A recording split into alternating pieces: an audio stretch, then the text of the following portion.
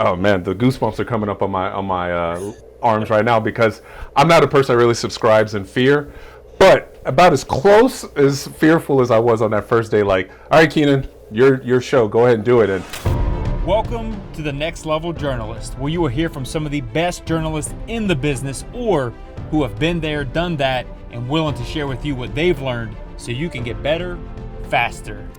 My guest today is a sports reporter at WCPO-TV in Cincinnati, Keenan Singleton. So great to see you. Thanks for making time for this, my friend. Hey, it's been a while. Those old Lexington days, man. Miss seeing you. It's good to see you. Yeah, you as well. I'm sure we'll talk a little bit about that because you're going to talk about your career journey. So if you can, take us down memory lane in your route in TV. I know it's an interesting, look, everyone's got a unique journey, right? But pretty non-traditional, but you tell us what your TV career journey has been like, when you got in, where you went to school, all the above, and bring us up to speed. Well, I'm from Houston, Texas, go Cougs, and went to University of Houston and was a print journalist. That's what I wanted to do. I actually got into print by doing jazz music reviews, believe it or not. And that's what I thought. I was like, yeah, this is what I'm going to do for my career. I'm going to review jazz albums. Not a very good career path, but that was how that kind of broke into the school newspaper, and eventually worked my way up and became the editor-in-chief by my senior year. So I ran the whole daily newspaper 5 days a week.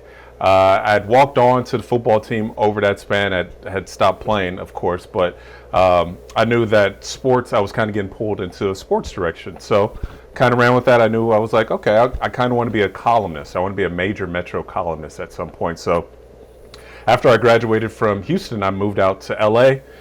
Didn't have a job in hand. I had a buddy that lived out there. He was like, hey, you can come crash on my couch and try to figure it out. I didn't really have a better plan. I knew I wanted to get out of Houston because it was really hot. So drove out to LA, and I told myself, hey, I'll give myself like 6 months, 3 to 6 months, see if I can figure something out, get a job, and if not, I'll just drive back home. And that 3 to 6 months came up, and I still didn't really have anything, but I knew that that was a place I wanted to be. So I applied for a news assistant part-time position at the Orange County Register, which is a newspaper out there, and started there. And actually, I was told once I got the job, he was like, look, you'll never have a full-time job here. It won't happen. 6 months after that, I had a full-time job there. So it was just one of those things. I was in the right place at the right time. Worked at the newspaper as a Cub reporter probably for about 3 to 4 years, covering Big West basketball, backup kind of Pac-10. Back in the days when it was the Pac-10, not the Pac-12. Doing the writing thing. And that's what I really wanted to do. That's how I always envisioned my career turning out. But at some point, I started finally listening to those J-school professors that were always saying that local media or local newspapers were dying. And I could kind of see that coming down the pipeline with the issues at my paper. So I decided to get out of the paper business. I went to the NFL Network because I wanted to learn TV. I was like, okay, I feel like this is my next challenge. So I started working there as a researcher, which is, if you don't know, it's working behind the scenes, looking up stats, and research has really changed since I did it back in the day, say 2007. When I was at the NFL Network. Analytics have blown up since then, but working behind the scenes, got to see the best of the best really do it, right? But it didn't really translate to local TV. So from the NFL Network, I knew, and I don't know how much time you have here with this. I might be being too long-winded. You're good. Keep rolling. So from the NFL Network, I knew that I wanted to be a reporter again. I knew that this wasn't really quite fulfilling for me on a career level. So there was a little local, I'm trying to think of community kind of television station in the city called Torrance in LA, and they had internships for people that wanted to kind of learn the craft. So I was like, okay, if I want to do it, this is my chance. So I went there, and very, very smaller than any local television station you'll be in. It was reel to reel, so that didn't really translate to what I'd eventually be doing. But the weird thing was I actually had a cameraman, which also doesn't translate. It was kind of backwards in a lot of ways. They wouldn't let you touch the camera equipment, so everyone was shooting for you, which if you're getting into local business, that's like that's like step number one. You have to learn how to shoot and do all that stuff. Right. So anyway, I did all that stuff and really kind of cut my teeth working on the weekends for myself. Investing in myself was like, if I want to do this, I have to take the time. Even on these beautiful Southern California weekends, I need to go out down to Torrance, and I need to shoot high school football practice. I need to be at Little League games. I need to be doing this stuff if this is what I want to do for my career. So I was able to cobble together a very, very bad reel that I looked at about 6 months ago, which was hilarious to watch. Cobbled that together from the local stuff I had from the Torrance station. But I do want to say thank you, City Cable, for giving my start. But put all that stuff together. Yeah, put all that stuff together, and somehow got an agent through some back channels, and they hooked me up with the job in Lexington, and that's where we met. And that was my kind of roundabout kind of way of getting into local TV. That's awesome. Look, I love the specifics. Sometimes people, asking for a Cliff Notes version, they'll say, I went here, went here, went here. But basically, when people tell their story like you just did, people get an idea of like, hey, maybe I can try that, or man, I have to do this. Like, I heard so much about sacrifice throughout there, and you taking risks. Some Betting on yourself, maybe investing in yourself. Yeah. yeah, and investing in yourself. I mean, it's so I appreciate you actually going deep into that, because sometimes people say I went here, here, and here, and then I have to go back and say, okay, well, how did you do this, or how did you do that? So you unpack a lot right there. So anyone watching this, anyone listening, stop, rewind.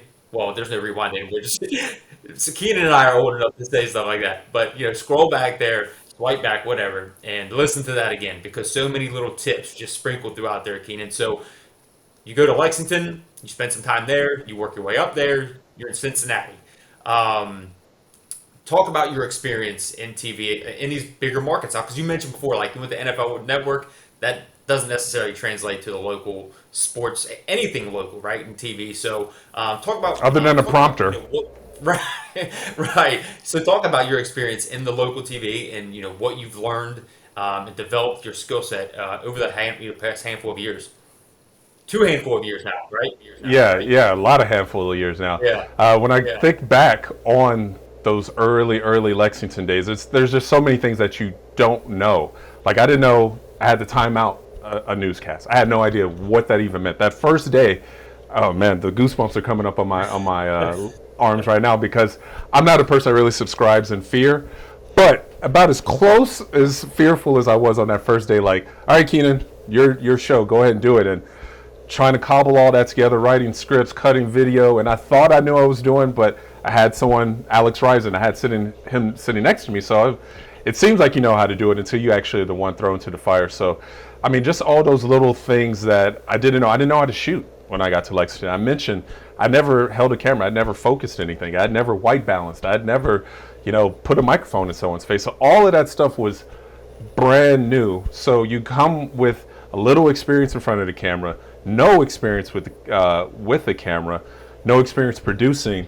It was a rough start in some ways, but sometimes you got to throw yourself into that deep end of the pool. And the sports director I had down in Lexington, Alex Rising, you know him as well from your days down in Lexington.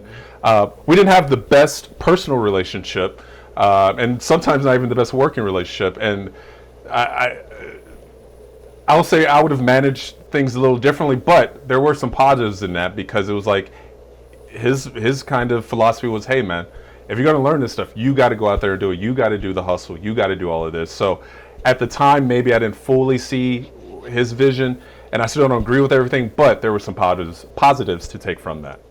Certainly. I mean, on the other side of the city, I'm working with Alan Cutler. Check out that link if anybody's watching this. And certainly never, him and I didn't see eye to eye, but there was so much that I learned from him that, I didn't agree with, but you know what, it might have made me better. Or, we definitely learned from one another. We had a mutual respect. Again, and I love how you touched on, like, you don't have to be best friends, but at least be professional, work with one another to get the job done. Look, I know firsthand, and Cutler could tell you that too. Like, we would butt heads more often than not. Hey, now that we don't work together, we're cool, but it was, Right, I'm it sure. was some rough moments. And you can expect that in the local business. You can expect it anywhere. But so you learn from that, you move on to Cincinnati. And man, like I said, so fascinating to hear your story just about how, you mentioned before a couple different times, right place at the right time. Well, if you didn't take those risks and the sacrifices and putting in your, paying your dues, just like back to that Orange County opportunity, it sounds like, they said, don't expect a full-time position, but you hung around and you clearly persevered and got it. So again, so much that people can pick up from just that. So that's great stuff, Keenan. How about, the skill set that you've already touched on, the things you had to learn, how did you develop them? in order to get your next opportunity, in Cincinnati, because that's a pretty good, it's a natural jump from Lexington to Cincinnati, given the proximity plus the market size. But it's a big market though. I mean, they don't hand those jobs out too often. No, I think I was lucky in the respect that I finally had been in Lexington for the 2 years that I was there. I learned how to shoot, and that was my initial role coming to Cincinnati. I was the number 3 kind of guy between 2 guys that were in their 60s, established, incredible journalist, incredible on camera and everything. So it was my job to be the de facto kind of sports photog, but to also kind of craft my own stories and do some things on the side. But my main focus, my main thrust was, all right, go shoot Bengals practice, go shoot a Bearcats game. So that was my kind of entry into Cincinnati, was being the dude that shot and did all the producing kind of side of things, kind of in some ways akin to the role I had at the NFL Network, different, but also I was able to kind of cut my teeth and be a little bit behind the scenes and make those mistakes in a way that it wasn't put on full blast for everyone to see. I was still learning in a lot of different ways, because remember, I'd only been in front of the camera producing, shooting for 2 years when I took the job in Cincinnati. So in a lot of ways, I was still very green from where I am now. And I'm still green in some respects, obviously, but when you go from that point of kind of learning behind the scenes and watching other guys do it via osmosis, you can't help but be better. Yeah, and clearly you were looking at the big picture too, because a lot of people think, well, he took a step back in position, but obviously you're climbing sizes, market size, and you're probably thinking, you know what, he could see again the bigger picture. Like, you're not always going to be on the other side of the camera, behind the scenes. So let's talk about what your aspirations are moving forward. Like the big, again, you seem like a big picture guy. Like, what is it that you're aspiring and pursuing? Well, I enjoy my role here in Cincinnati. I've kind of, over the last 5 years, I've been here 5 years plus now, I've been able to kind of cultivate a role that is suitable for me and my family. I have a young family just like you, scheduling wise, but it's a lot of storytelling here, which is great. And I was able to host, we have a Sunday night show called Sports of All Sorts that I was able to host for a year. So it was a lot of experience in that, not only just in front of the camera, but crafting a show. Like, what do I want this show to look like? What do I want this show to say? Who do I want this show to impact? How do I want to do it? Because there's a lot of different ways to slice up 21 minutes of time. So you can kind of it was my baby in a lot of ways, so I could kind of do some silly things, and I did. But the first show I had, I walked in, I don't know if you kind of recall, like NBA entrances before a game, they're kind of walking backstage and they're wearing kind of all kinds of crazy outfits. So I came out my first show, I'm wearing like a fur coat and like sunglasses and boots, and I'm just trying to do it up and just have fun with it. That was kind of I wanted it to be a variety sports with some comedic elements kind of deal. So you just never know. When you mention kind of starting behind the scenes here at WCPO, like, you have to be in the building to make an impact in the building, right? So sometimes maybe some people look at it taking a step back. I didn't, because I knew I'd be learning from some dudes that had been doing it for 30 years. So I knew if I went there, if I just paid attention even just a little bit, I was going to come out of it better. So ultimate career-wise, I couldn't tell you. I mean, I've had opportunities that haven't exactly worked out for me and my family at this point, but I'm happy now. But obviously, I think I have some career goals that maybe being here in Cincinnati might not be able to fill at some point, but I'm happy, and let's just keep rock and rolling here at WCPO for the time being. Yeah, not to put you on the spot, but because you never know where it's going to take you. If someone would have told me, like, the year before that I left TV that I was going to leave it, I'd been like, no way, this is all I know, right? I mean, and here I am, out of it, doing my own thing in a different city. So, no regrets. I'm sure. I've never heard anyone that's left TV regret it. Yeah, absolutely no regrets. I mean, it's good. But this isn't about me. This is about you. Yeah, this is good.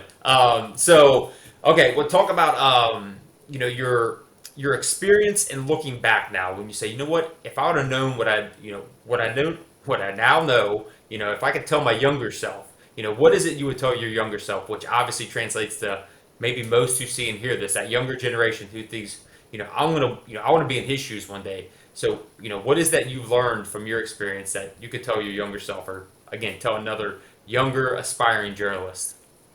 Well, a couple of things. I would say the first thing that I kind of subscribe to with my career and how I look at things.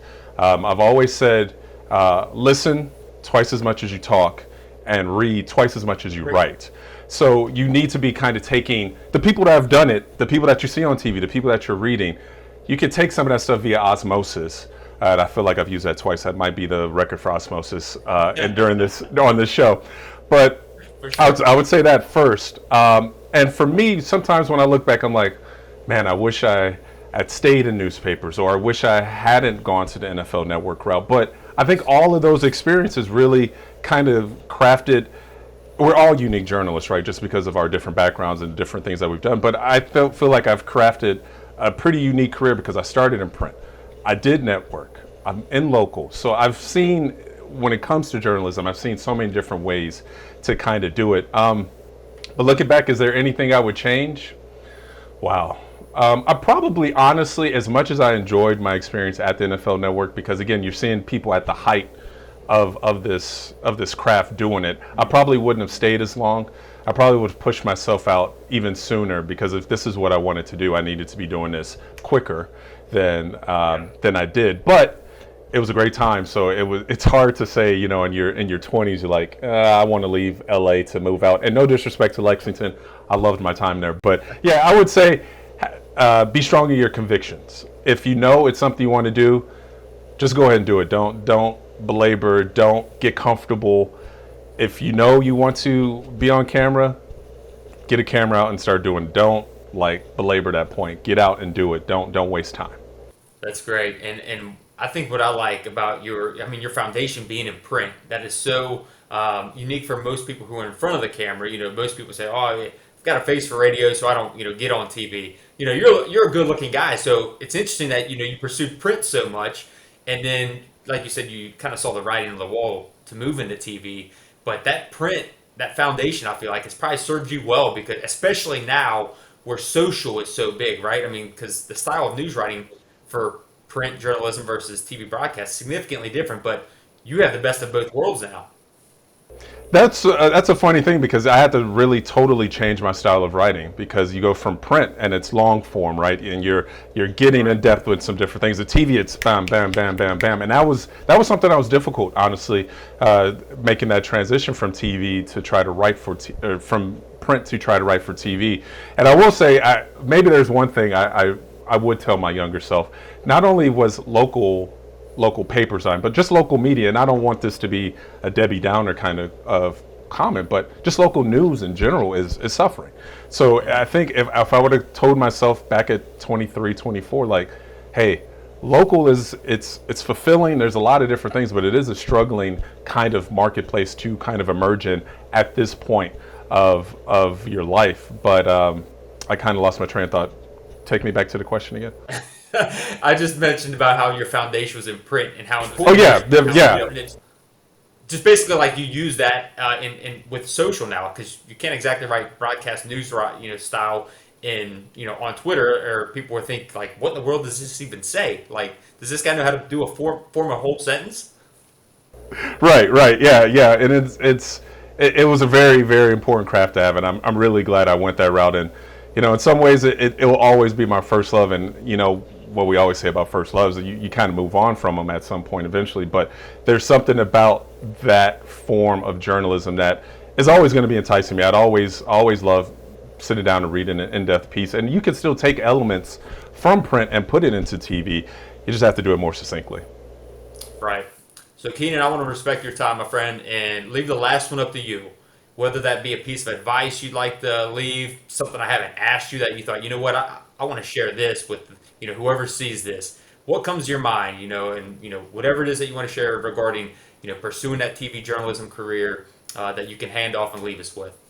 I would always say invest in yourself, man, because that was going out to Lexington. I doubted myself, and I'm not a person, again, fear and doubt are things I try to keep out of my mind, because you have to be somewhat Teflon when it comes to this thing, because you're new, you're not very good, you're going to make mistakes, people are going to say stuff, even if you're on WTVQ, and shout out to WTVQ, they gave me my start in TV, but it wasn't a channel that a lot of people watched in Lexington. So in a lot of ways, I was lucky that I was able to make those really, really awful mistakes at a place where no one really saw it. You can kind of grow and learn and be shielded from criticism. So I would say, don't be afraid of criticism.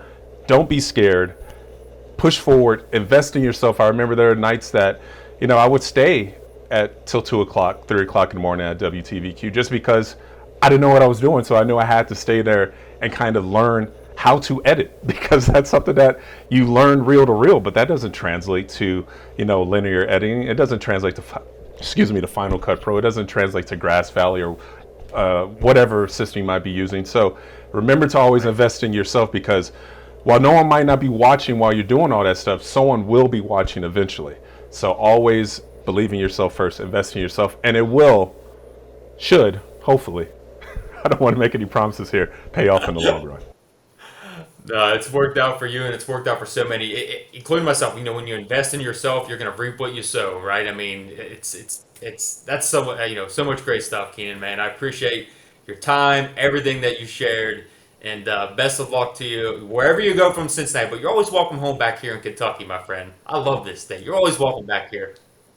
I really enjoyed my time in Lexington too. I think people, when I left LA, my friends in LA, like, how's it out there? I was like, it's actually a lot of fun. It's a great time. I mean, it's not LA, but it's a really good time.